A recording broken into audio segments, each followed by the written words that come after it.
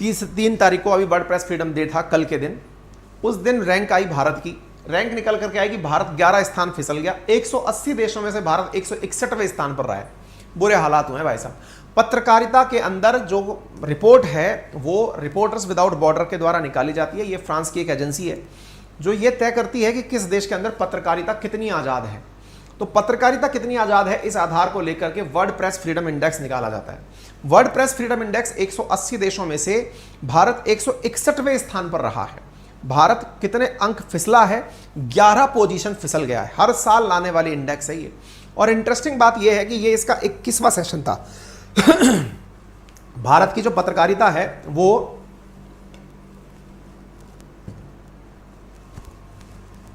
स्वतंत्र पत्रकारिता नहीं है, और स्वतंत्र पत्रकारिता नहीं है इसको लेकर के ये रिपोर्टर्स विदाउट बॉर्डर करके जो एजेंसी है इसका क्या कहना है। इसका बयान भी बड़ा इंटरेस्टिंग है, मैं आपको वो सिखाऊंगा, लेकिन उससे पहले कुछ बेसिक्स जान लीजिए। देखिए इस खबर को समझें उससे पहले मैं आपको थोड़ी सी बेसिक जानकारी देना चाहूँगा। जानकारी ये है, जब भी हम इंडिया में या किसी भी देश के अंदर लोकतंत्र की बात करते हैं, लोकतंत्र के अंदर एक बहुत बड़ी चीज़ होती है, that is freedom of expression.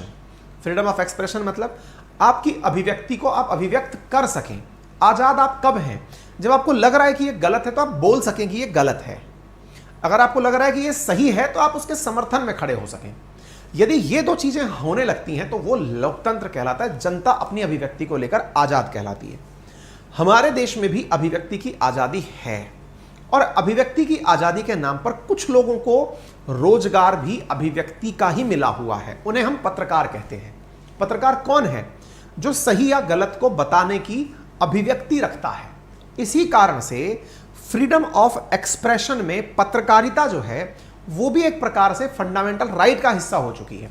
Freedom of speech and expression के अंदर पत्रकारिता भी एक प्रकार के मूल अधिकार का ही बाई प्रोडक्ट माना जाता है कि भाई पत्रकार लिखता इसलिए है क्योंकि बोलना, अभिव्यक्ति करना लोकतंत्र के लिए जरूरी। अब इस बात को ध्यान से समझना, लोकतंत्र अच्छा है इसका मतलब क्या है? जनता का शासन अच्छा है। जनता का शासन अच्छा है मतलब जनता को बोलने की आजादी है। अरे जनता तभी तो शासन करेगी ना जब जनता अपना समर्थन दे सके, जनता अपना विरोध दर्ज करा सके। ऐसी स्थिति में फ्रीडम ऑफ एक्सप्रेशन में जब जब कटौती होगी तब तब इसका अर्थ क्या निकाला जाएगा? पत्रकारिता चल नहीं रही है, क्योंकि पत्रकारों को बोलने से आप नहीं रोक सकते, क्योंकि एक्सप्रेशन की आजादी है। अब अगर मान लीजिए उन्हें बोलने की आजादी पर रोक लगाई जाए तो इसका सीधा अर्थ क्या निकलेगा? देश में डेमोक्रेसी खतरे में है। इसलिए इस रिपोर्ट को अंतरराष्ट्रीय स्तर पर बहुत मायने दिया जाता है, बहुत मायने रखती है ये रिपोर्ट। कौन सी? Press freedom index. ये माना जाता है जिनके यहां पर प्रेस फ्रीडम इंडेक्स में रैंकिंग खराब है वहां की डेमोक्रेसी नहीं, वहां पर ऑटोक्रेसी है, वहां तानाशाही है।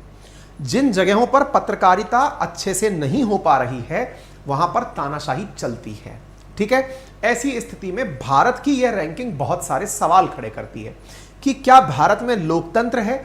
क्या भारत दुनिया में केवल यह दिखावे के लिए कहता है कि वहां पर दुनिया का सबसे बड़ा लोकतंत्र है, या फिर इस रिपोर्ट में खामियां हैं? बात की जाए सरकार की तो हाल ही में भारत की तरफ के एक मंत्री ने मार्च में बयान दिया था और कहा था कि प्रेस फ्रीडम इंडेक्स को हम नहीं मानते, भारत में खूब आजादी है बोलने की। अब वो तो कहते हैं कि आजादी है बोलने की, लेकिन पत्रकारिता के ऊपर इस रिपोर्टर्स विदाउट बॉर्डर के द्वारा तैयार की गई इस प्रेस फ्रीडम इंडेक्स का क्या मानना है वो भी आपको पता होना चाहिए।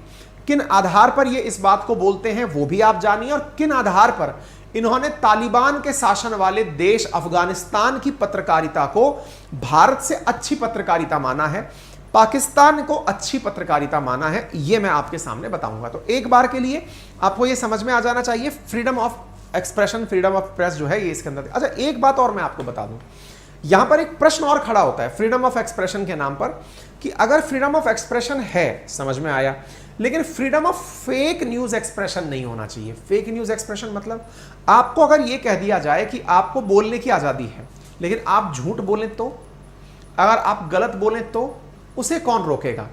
अगर आप ऐसा बोलें जो देश को तोड़ने वाला हो, अगर आप ऐसा बोलें कि भारत तेरे टुकड़े होंगे, या फिर आप ऐसा बोलें कि भारत अब एक नहीं रहेगा, भारत से इस राज्य को अलग हो जाना चाहिए, अगर आप ऐसा करें तो तो ऐसी स्थिति में भारत के संविधान के अंदर हमारे मूल अधिकारों में ही रीजनेबल रेस्ट्रिक्शंस भी दिए गए हैं। जहां संविधान का भाग 19 क्लॉज 1 हमें इजाजत देता है बोलने की, वहीं क्लॉज 2 कहता है रीजनेबल रेस्ट्रिक्शंस, यानी हमें एक्सप्रेशन की आजादी तो है, लेकिन उन एक्सप्रेशंस में ऐसे एक्सप्रेशन ना हो जो कि देश के लिए विघटनकारी हो। इस वजह से फ्रीडम ऑफ एक्सप्रेशन में रीजनेबल रेस्ट्रिक्शंस डाले गए हैं। हमारे उन रीजनेबल रेस्ट्रिक्शंस के प्रयोग के चलते ही कई बार पत्रकारिता जो है वो कॉम्प्रोमाइज हो जाती है। अब मैं आपके सामने वो कटिंग दिखाता हूं, मैंने ली तो है, मैं एक बार के लिए आपको दिखाऊंगा। ये रही, देखिए रिपोर्टर्स विदाउट बॉर्डर ने भारत के लिए क्या लिखा है, एक बार आप पढ़ के देखिए। लिखा है, the other phenomena is dangerously restricts the free flow of information is the acquisition of media outlet by oligarch who maintain close ties with political leaders। तो पहले तो ये समझिए कि यहां पर ये कहा गया है कि जो यहां इंडिया के जो हालात हैं ना, उसके पीछे का जो बहुत बड़ा पॉइंट है वो क्या है कि इंडिया में जो न्यूज चैनल्स हैं या तो वो बहुत पैसे वाले लोगों के पास हैं, और जिन पैसे वाले लोगों के पास हैं, उदाहरण के लिए एनडीटीवी हो गया अडानी का, अगर मैं सही हूं तो न्यूज 18 जो है वो अंबानी का है, न्यूज 18 नेटवर्क अंबानी का ही है। तो देश में एनडीटीवी अडानी, न्यूज 18 अंबानी, तो बड़े बड़े जो न्यूज मीडिया आउटलेट्स हैं वो सीधे सीधे पैसे वाले लोगों के पास हैं, और वो पैसे वाले लोगों पर पहले ही आरोप लगता रहा है सरकार के समर्थन का, नंबर एक। दूसरा, this is particularly the case in hybrid regime such as India where all the mainstream media are now owned by the wealthy businessmen close to Prime Minister Narendra Modi. अब यहां की जो सबसे बड़ी बात इन्होंने इंडिया की निकाली है वो क्या है कि इंडिया में पत्रकारिता के हालात ऐसे क्यों हुए कि जो पत्रकारिता के जो चैनल्स हैं ना वो बिजनेसमैन के पास हैं, और जो बिजनेसमैन है वो मोदी के करीबी हैं। तो ऐसी स्थिति में उनके द्वारा जो खबरें दिखाई जाती हैं वो मोदी के समर्थन में ही दिखाई जाती हैं, जैसे आप गोदी मीडिया कहते हैं, ठीक है। दूसरी तरफ, at the same time Modi has an army of supporters, यानी इनके समर्थन में बहुत सारे लोग हैं मोदी के समर्थन में, जिन्हें आप मोदी भक्त कहते हैं, who track down all online reporting regards as critical of the government and wages horrific harassment campaign against resources. मतलब अब क्या है, दूसरी तरफ क्या है, मोदी के पास मोदी भक्तों की फौज है। ऐसी स्थिति में वो लोग क्या करते हैं, अगर किसी ने भी कोई गलत खबर दिखाई या फिर ऐसी खबर दिखाई जो उनके हिसाब से सही नहीं है, तो उसके ऊपर वो लोग टूट पड़ते हैं।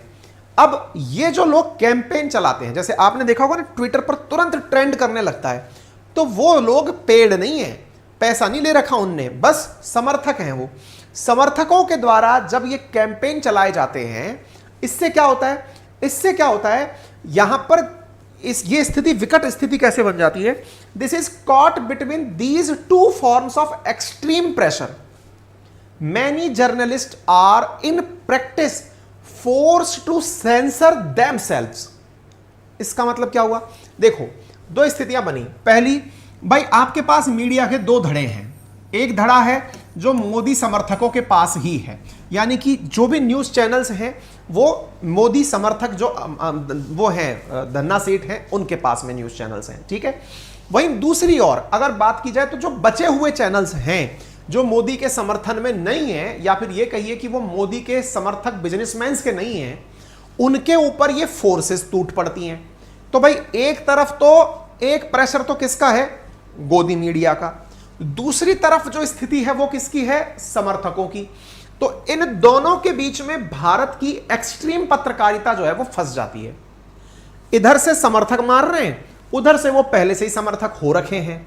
दोनों स्थिति में हो क्या रहा है, इसकी वजह से जो पत्रकार होते हैं जिनको किसी ने भी किसी प्रकार का पैसा देके नहीं खरीदा, वो खुद से ही अपनी खबरों को खुद से ही काट देते हैं, सेंसर कर देते हैं, सोचने लगते हैं कि अगर ये दिखा दिया तो लोग मेरे बारे में मेरे ऊपर टूट पड़ेंगे, इसलिए पत्रकार खुद से ही खबरें दिखाने से पहले ही सेंसर कर लेते हैं। अब देखो यहां पर सरकार क्या कहेगी, सरकार का बयान ये होगा कि भाई हमने तो किसी पत्रकार को खरीदा नहीं, हमने तो किसी को पैसे दिए नहीं, तो रिपोर्टर्स विदाउट बॉर्डर नामक जो ये संस्था है ना, इसकी रिपोर्ट को आप इससे समझ सकते हैं, यूपीएससी भी इसके ऊपर क्वेश्चन पूछता है, ये याद रखिएगा।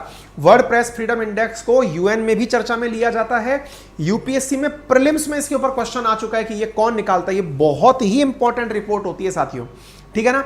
अब ऐसी स्थिति में अगर ये दो स्थितियां ये लोग हाईलाइट कर रहे हैं, इसका मतलब समझे आप, इसका मतलब ये हुआ कि यहां पर पत्रकारों को खरीदा नहीं गया है, पत्रकार खुद से डर गए। जो बीच के पत्रकार हैं, देखो पैसे वाले लोगों ने खरीद लिया पैसे वालों को, तो वो तो हो गया अलग साइड। दूसरी तरफ से बेचारे और जो नॉर्मल पत्रकार हैं वो इसलिए नहीं कर पा रहे कि मेरी खबर नहीं बिकेगी। भाई असल में पत्रकार को भी तो पेट भरना है, पेट भरने के लिए वो पैसा चाहिए, उसको पैसा चाहिए तो खबर बिकनी चाहिए। बिकने से मतलब है लोग देखने चाहिए, लोग देखेंगे नहीं तो उसका धंधा चलेगा नहीं, धंधा नहीं चलेगा तो इसलिए पत्रकार अपनी खबर को कर्टेल कर देता, दिखाता ही नहीं, बाहर में जान दो भाई, वही खबर दिखाओ जो जनता देखना चाहती है। जनता कौन सी देखना चाहती है? जो समर्थकों की जनता है, जो देखना चाहती है वही दिखाया जाता है, ठीक है। इस प्रकार के कारण भारत की स्थिति का इन्होंने जो विश्लेषण किया है वो बहुत ही क्रिटिकल विश्लेषण है, और इससे बहुत से लोग सहमत भी हैं कि हाँ साहब ये विश्लेषण तो गजब का विश्लेषण है जो इन्होंने किया। ये 5 पैमाने के ऊपर पत्रकारिता का विश्लेषण करते हैं। किन पैमाने पर ये करते हैं कि साहब पॉलिटिकल इंडिकेटर्स कैसे हैं, इकोनॉमिक इंडिकेटर्स कैसे हैं, लेजिस्लेटिव इंडिकेटर्स कैसे हैं, सोशल इंडिकेटर्स कैसे हैं, सिक्योरिटी इंडिकेटर्स पत्रकारिता को लेकर कैसे हैं। इन 5 बड़े मुद्दों पर रिपोर्टर्स विदाउट बॉर्डर जो है वो अपने एनालिसिस निकालता है, ठीक है ना। तो विश्व प्रेस फ्रीडम का दिन था 3 तारीख, कल के दिन 3 मई को, उसी समय पर यह रिपोर्ट जारी की जाती है। दुनिया भर का इन्होंने इस प्रकार का आंकड़ा जारी किया। ये देखें आप, देखिए आप यहां देखेंगे इनमें से जो ये बिल्कुल हरे हरे भरे हो रखे हैं ना, ये वो देश हैं जहां पर पत्रकारिता एकदम प्रसन्न है, यानी कि पत्रकार अपनी मर्जी से अपना काम कर पा रहे हैं। जो येलो हैं वो थोड़े से फिर भी किसी प्रकार से किंतु परंतु में हैं, लेकिन जिन पर रेड मार्क लग गया है ये तो एक्सट्रीम कंडीशंस में जी रहे हैं, यानी हरे वाले गुड सिचुएशन में हैं, येलो वाले सेटिस्फैक्टरी सिचुएशन में हैं, बाकी जो हैं वो प्रॉब्लमेटिक हैं, डिफिकल्ट हैं और वेरी सीरियस सिचुएशन में हैं। ये सारी चीजें यहां पर आपके सामने हैं। उम्मीद है आप सभी साथियों को ये बात अच्छे से समझ में आ रहा होगा, ठीक है ना। क्लियर हो गया। World press freedom index is based on the 5 indicator, ये मैंने आप लोगों को प्रॉपर तरीके से बता दिया। अच्छा, इनमें से अगर हम रैंक वाइज देखें तो रैंक के अंदर साथियों टॉप 10 में रैंक जो है ना 1 से लेकर 10 तक वो इन 5 देशों की, इन 10 देशों की आती है।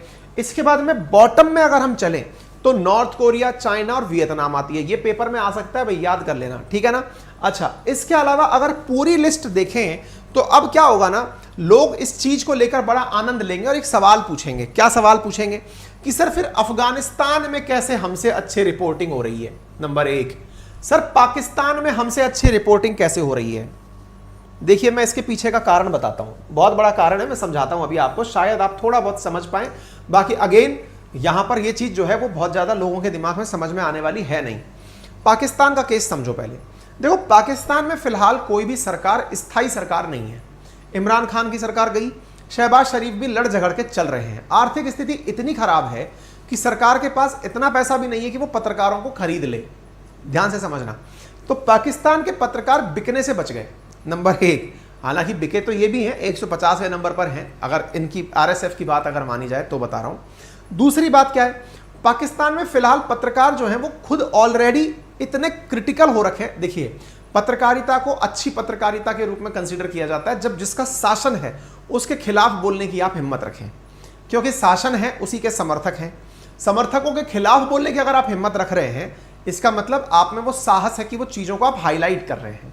अब जब आप हाईलाइट कर रहे हैं तो पाकिस्तान के अंदर जो शहबाज शरीफ सरकार है वो सरकार फिलहाल इमरान खान के समर्थकों के आगे बड़ी अटकी सी है, क्योंकि जीत कर नहीं आई है, गठजोड़ करके खरीद कर सांसदों को आई है। इसलिए पत्रकार जो है ना वो सरकार के खिलाफ खूब मुखर हैं। तभी आपने देखा होगा अभी बाजवा वाला मामला पत्रकारों ने ही उठाया था। पत्रकार ही हैं जो खुल करके शहबाज शरीफ का क्रिटिसिज्म कर रहे हैं, इमरान खान का समर्थन कर रहे हैं।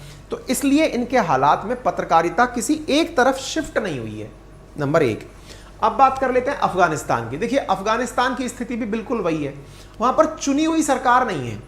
चुनी हुई सरकार नहीं है, इसका मतलब वहां जो भी सरकार है वो सरकार तालिबान की है, और वो बिल्कुल अंगूठा टाइप लोग हैं। उनको ये नहीं पता फ्रीडम का असली मतलब क्या है, जो कभी फ्रीडम रहा ही नहीं, वो क्या कहते हैं ना, वो क्या जाने पीर पराई जिसकी कभी ना फटी हो बिराई।